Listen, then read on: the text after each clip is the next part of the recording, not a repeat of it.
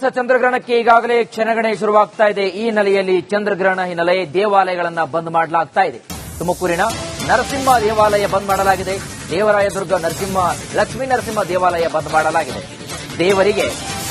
ದೇವರಿಗೆ ನೈವೇದ್ಯ ಬಳಿಕ ಬಾಗಿಲನ್ನ ಓಪನ್ ಮಾಡಲಾಗುತ್ತೆ. ಇನ್ನು ದೇವರ ಮೂರ್ತಿಗೆ ದರ್ಬೆಗಳನ್ನಿಟ್ಟು ದೇಗುಲ ಬಾಗಿಲು ಮತ್ತೆ ನಾಳೆ ಬೆಳಗ್ಗೆ ಓಪನ್ ಆಗುತ್ತೆ. ಇನ್ನು ಇದೇ ವೇಳೆ ಶುದ್ಧೀಕರಣ ಮಾಡಿ ಪೂಜೆ ಮಾಡಲಾಗುತ್ತೆ. ಇನ್ನು ನಾಳೆ ವಿಶೇಷವಾದಂತಹ ಪೂಜೆ ಬಳಿಕ ಪೂಜಾ ಕೈಂಕರ್ಯಗಳು ಕೂಡ ನಡೆಯುತ್ತೆ. ಸೊ ಹಾಗಾಗಿ ಇವತ್ತಿನ ಚಂದ್ರಗ್ರಹಣ ಹಿನ್ನೆಲೆಯಲ್ಲಿ, ಖಗ್ರಾಸ ಚಂದ್ರಗ್ರಹಣ ಹಿನ್ನೆಲೆಯಲ್ಲಿ ಇವತ್ತು ತುಮಕೂರಿನಲ್ಲಿ, ಅದರಲ್ಲೂ ಕೂಡ ತುಮಕೂರಿನಲ್ಲಿ ದೇವಾಲಯಗಳನ್ನ ಬಂದ್ ಮಾಡಲಾಗ್ತಾ ಇದೆ. ಅದರಲ್ಲಿ ಲಕ್ಷ್ಮೀ ನರಸಿಂಹ ದೇವಾಲಯಗಳು ಕೂಡ ಇಲ್ಲಿ ಬಂದ್ ಮಾಡಲಾಗಿದೆ. ದೇವರಾಯದುರ್ಗ ಲಕ್ಷ್ಮೀ ನರಸಿಂಹ ದೇವಾಲಯವನ್ನ ಬಂದ್ ಮಾಡಲಾಗ್ತಾ ಇದೆ. ತಾವು ನೋಡ್ತಾ ಇದ್ದಾರೆ ದೃಶ್ಯಾವಳಿಗಳಲ್ಲಿ. ಖಗ್ರಾಸ ಚಂದ್ರಗ್ರಹಣ ಹಿನ್ನೆಲೆಯಲ್ಲಿ ಕೆಲವೊಂದಿಷ್ಟು ದೇವಾಲಯಗಳನ್ನ ಈಗಾಗಲೇ ಬಂದ್ ಮಾಡತಕ್ಕಂತಹ ಪ್ರಕ್ರಿಯೆಯಲ್ಲಿ ತೊಡಗಿಕೊಂಡಿದ್ದಾರೆ ಅಲ್ಲಿರತಕ್ಕಂತಹ ಅರ್ಚಕರು. ಸೊ ಹಾಗಾಗಿ ಕೊನೆಯ ದರ್ಶನವನ್ನ ಪಡ್ಕೋಬೇಕಂತ ಅಲ್ಲಿರತಕ್ಕಂತಹ ಸಾರ್ವಜನಿಕರು, ಭಕ್ತರು ದೇವಾಲಯಕ್ಕೆ ಆಗಮಿಸಿದ್ದಾರೆ. ಸೊ ಹಾಗಾಗಿ ನಾಳೆವರೆಗೂ ಕೂಡ ಯಾವುದೇ ರೀತಿಯಾದಂತಹ ದರ್ಶನ ಇರಲ್ಲ ಅಂತ ಹೇಳ್ತಿದ್ದಾರೆ. ಆಮೇಲೆ ಎಲ್ಲ ಸಾಂಪ್ರದಾಯಿಕವಾಗಿ ನಿಯಮಗಳನುಸಾರವಾಗಿ ಪೂಜಾ ಕೈಂಕರ್ಯಗಳನ್ನ ಮಾಡಲಾಗುತ್ತೆ. ದರ್ಬೆಗಳನ್ನಿಟ್ಟು ಮೂರ್ತಿಗೆ ಪೂಜೆಯನ್ನ ಸಲ್ಲಿಸಲಾಗುತ್ತೆ.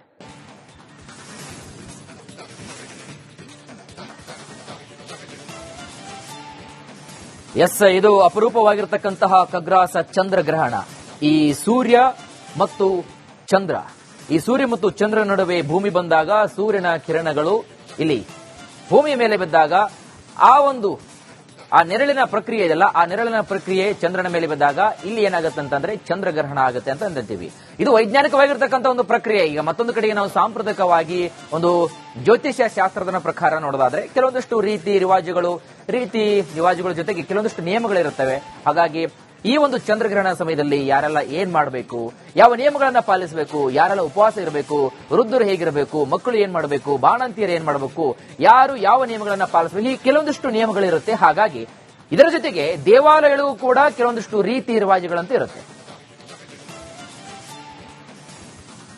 ಕಸ್ತೂರಿ ಲಾಂಛನಾಯದ ವಕ್ಷದೆ ಶ್ರೀಮತ್ ಕರಿಗಿರೀಶಾಯ ನರಸಿಂಹಾಯ ಮಂಗಳಂ. ಇದು ದೇವರಾಯದುರ್ಗದ ಭೋಗ ಮತ್ತು ಯೋಗಲಕ್ಷ್ಮಿ ದೇವಸ್ಥಾನ. ಇದು ರಾಹುಗ್ರಸ್ತ ಚಂದ್ರಗ್ರಹಣ ಇರೋದ್ರಿಂದ ಮಧ್ಯಾಹ್ನ 3 ಗಂಟೆಗೆ ಲಾಸ್ಟ್ ಪೂಜೆ ನಡೆದು ಬಾಗ್ಲಾಕಿರುತ್ತೆ. ಬೆಳಗ್ಗೆ 7:15 ದೇವಸ್ಥಾನ ಶುಚಿತ್ವ ಆಗುತ್ತೆ. ಶುಚಿ ಆದ್ಮೇಲೆ ಪಂಚಾಮೃತ ಅಭಿಷೇಕ, ಅಲಂಕಾರ, ತೀರ್ಥ ಪ್ರಸಾದ ಎಲ್ಲ ನಾಳೆ ಬೆಳಗ್ಗೆನೆ ನಡೆಯುತ್ತೆ.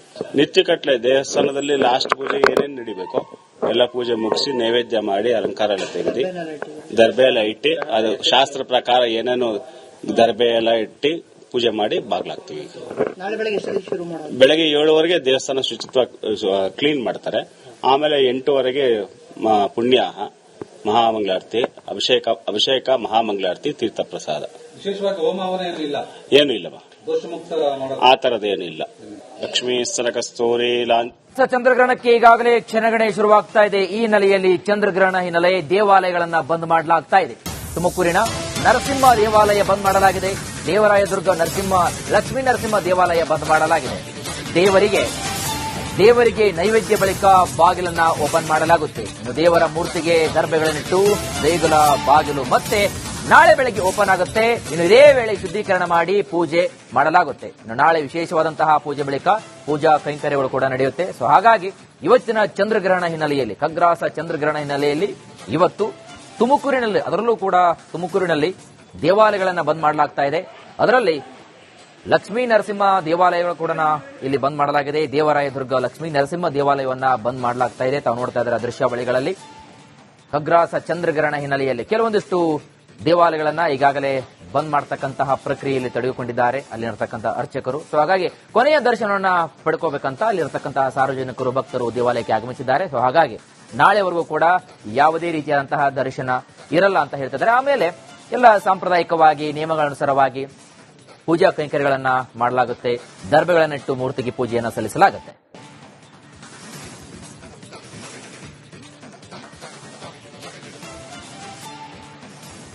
ಇದು ಅಪರೂಪವಾಗಿರತಕ್ಕಂತಹ ಖಗ್ರಾಸ ಚಂದ್ರಗ್ರಹಣ. ಈ ಸೂರ್ಯ ಮತ್ತು ಚಂದ್ರ ನಡುವೆ ಭೂಮಿ ಬಂದಾಗ, ಸೂರ್ಯನ ಕಿರಣಗಳು ಇಲ್ಲಿ ಭೂಮಿಯ ಮೇಲೆ ಬಿದ್ದಾಗ ಆ ನೆರಳಿನ ಪ್ರಕ್ರಿಯೆ ಇದೆಯಲ್ಲ, ಆ ನೆರಳಿನ ಪ್ರಕ್ರಿಯೆ ಚಂದ್ರನ ಮೇಲೆ ಬಿದ್ದಾಗ ಇಲ್ಲಿ ಏನಾಗುತ್ತೆ ಅಂತಂದ್ರೆ ಚಂದ್ರಗ್ರಹಣ ಆಗುತ್ತೆ ಅಂತ ಅಂದಿರ್ತೀವಿ.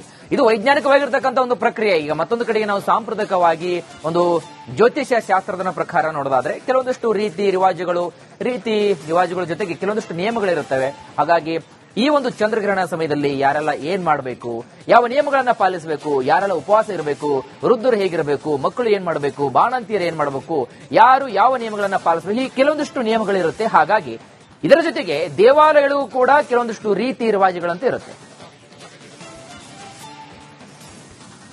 ಕಸ್ತೂರಿ ಲಾಂಛನಾಯದ ವಕ್ಷದೆ ಶ್ರೀಮತ್ ಕರಿಗಿರೀಶಾಯ ನಾರಸಿಂಹಾಯ ಮಂಗಳಂ. ಇದು ದೇವರಾಯನದುರ್ಗದ ಭೋಗ ಮತ್ತು ಯೋಗಲಕ್ಷ್ಮಿ ದೇವಸ್ಥಾನ. ಇದು ರಾಹುಗ್ರಸ್ತ ಚಂದ್ರಗ್ರಹಣ ಇರೋದ್ರಿಂದ ಮಧ್ಯಾಹ್ನ 3 ಗಂಟೆಗೆ ಲಾಸ್ಟ್ ಪೂಜೆ ನಡೆದು ಬಾಗ್ಲಾಕಿರುತ್ತೆ. ಬೆಳಗ್ಗೆ 7:15 ದೇವಸ್ಥಾನ ಶುಚಿತ್ವ ಆಗುತ್ತೆ. ಶುಚಿಯಾತ್ಮೇ ಪಂಚಾಮೃತ ಅಭಿಷೇಕ, ಅಲಂಕಾರ, ತೀರ್ಥ ಪ್ರಸಾದ ಎಲ್ಲ ನಾಳೆ ಬೆಳಗ್ಗೆನೆ ನಡೆಯುತ್ತೆ. ನಿತ್ಯ ಕಟ್ಲೆ ದೇವಸ್ಥಾನದಲ್ಲಿ ಲಾಸ್ಟ್ ಪೂಜೆ ಏನೇನು ನಡಿಬೇಕೋ ಎಲ್ಲ ಪೂಜೆ ಮುಗಿಸಿ ನೈವೇದ್ಯ ಮಾಡಿ ಅಲಂಕಾರ ಎಲ್ಲ ತೆಗೆದು ದರ್ಬೆ ಎಲ್ಲ ಇಟ್ಟು, ಅದು ಶಾಸ್ತ್ರ ಪ್ರಕಾರ ಏನೇನು ದರ್ಬೆ ಎಲ್ಲ ಇಟ್ಟು ಪೂಜೆ ಮಾಡಿ ಬಾಗ್ಲಾಗ್ತೀವಿ. ಬೆಳಗ್ಗೆ 7:15 ದೇವಸ್ಥಾನ ಶುಚಿತ್ವ ಕ್ಲೀನ್ ಮಾಡ್ತಾರೆ. ಆಮೇಲೆ 8:00 ಪುಣ್ಯಾಹ, ಮಹಾಮಂಗಳಾರತಿ, ಅಭಿಷೇಕ ಮಹಾಮಂಗಳಾರತಿ, ತೀರ್ಥ ಪ್ರಸಾದ. ವಿಶೇಷವಾಗಿ ಹೋಮ ಏನು ಇಲ್ಲವ, ಆ ತರದೇನು ಇಲ್ಲ.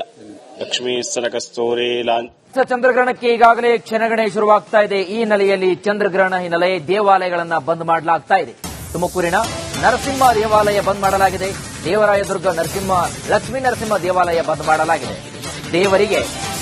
ದೇವರಿಗೆ ನೈವೇದ್ಯ ಬಳಿಕ ಬಾಗಿಲನ್ನ ಓಪನ್ ಮಾಡಲಾಗುತ್ತೆ. ಇನ್ನು ದೇವರ ಮೂರ್ತಿಗೆ ದರ್ಬೆಗಳನ್ನಿಟ್ಟು ದೇಗುಲ ಬಾಗಿಲು ಮತ್ತೆ ನಾಳೆ ಬೆಳಗ್ಗೆ ಓಪನ್ ಆಗುತ್ತೆ. ಇನ್ನು ಇದೇ ವೇಳೆ ಶುದ್ಧೀಕರಣ ಮಾಡಿ ಪೂಜೆ ಮಾಡಲಾಗುತ್ತೆ. ಇನ್ನು ನಾಳೆ ವಿಶೇಷವಾದಂತಹ ಪೂಜೆ ಬಳಿಕ ಪೂಜಾ ಕೈಂಕರ್ಯಗಳು ಕೂಡ ನಡೆಯುತ್ತೆ. ಸೊ ಹಾಗಾಗಿ ಇವತ್ತಿನ ಚಂದ್ರಗ್ರಹಣ ಹಿನ್ನೆಲೆಯಲ್ಲಿ, ಖಗ್ರಾಸ ಚಂದ್ರಗ್ರಹಣ ಹಿನ್ನೆಲೆಯಲ್ಲಿ ಇವತ್ತು ತುಮಕೂರಿನಲ್ಲಿ, ಅದರಲ್ಲೂ ಕೂಡ ತುಮಕೂರಿನಲ್ಲಿ ದೇವಾಲಯಗಳನ್ನ ಬಂದ್ ಮಾಡಲಾಗ್ತಾ ಇದೆ. ಅದರಲ್ಲಿ ಲಕ್ಷ್ಮೀ ನರಸಿಂಹ ದೇವಾಲಯಗಳು ಕೂಡ ಇಲ್ಲಿ ಬಂದ್ ಮಾಡಲಾಗಿದೆ. ದೇವರಾಯದುರ್ಗ ಲಕ್ಷ್ಮೀ ನರಸಿಂಹ ದೇವಾಲಯವನ್ನ ಬಂದ್ ಮಾಡಲಾಗ್ತಾ ಇದೆ. ತಾವು ನೋಡ್ತಾ ಇದ್ದಾರೆ ದೃಶ್ಯಾವಳಿಗಳಲ್ಲಿ.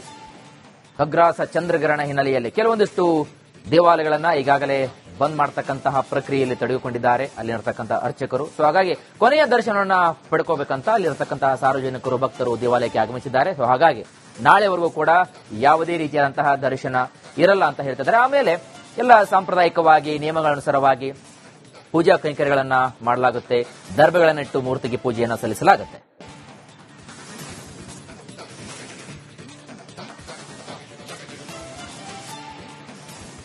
ಇದು ಅಪರೂಪವಾಗಿರತಕ್ಕಂತಹ ಖಗ್ರಾಸ ಚಂದ್ರಗ್ರಹಣ. ಈ ಸೂರ್ಯ ಮತ್ತು ಚಂದ್ರ ನಡುವೆ ಭೂಮಿ ಬಂದಾಗ ಸೂರ್ಯನ ಕಿರಣಗಳು ಇಲ್ಲಿ ಭೂಮಿಯ ಮೇಲೆ ಬಿದ್ದಾಗ ಆ ನೆರಳಿನ ಪ್ರಕ್ರಿಯೆ ಇದೆಯಲ್ಲ, ಆ ನೆರಳಿನ ಪ್ರಕ್ರಿಯೆ ಚಂದ್ರನ ಮೇಲೆ